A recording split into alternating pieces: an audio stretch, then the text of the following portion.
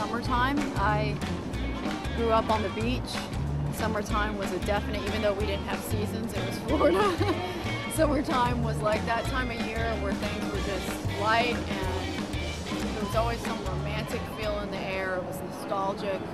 Can't shake the summertime feeling. So this is our vintage edition. Our article just kind of went from how vintage and 50s and fashion to food to what our parents used to make, or some of our parents if you are my age, and those things. So I think it's a cool issue this month.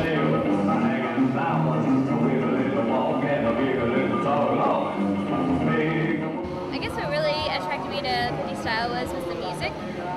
It's very kitschy and kind of comedic in a way, and very danceable.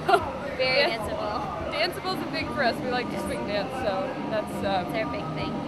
I think for me that got me into 50s was watching the old movies as a kid. I watched a lot of Elvis Presley and the Frankie and Annette movies, and that's kind of what ensued my style. Fred Astaire and Ginger. Yep. Definitely.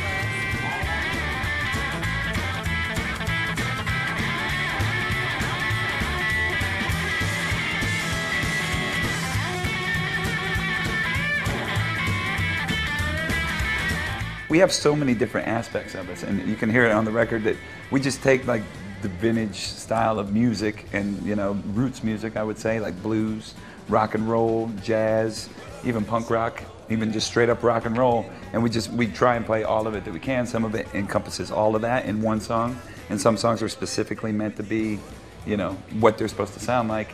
And in a gig like this, we can pick the songs that are most suited to this room, and maybe that's why when you see us, you like us, because we're able to, you know, play for the room instead of play for ourselves. But at the same time, if you're playing for the room and everybody's happy, we're playing for ourselves too, because it's what I'm doing this for the smiles, Amy. I do it for the smiles. Yes, I do it to have people have a good time.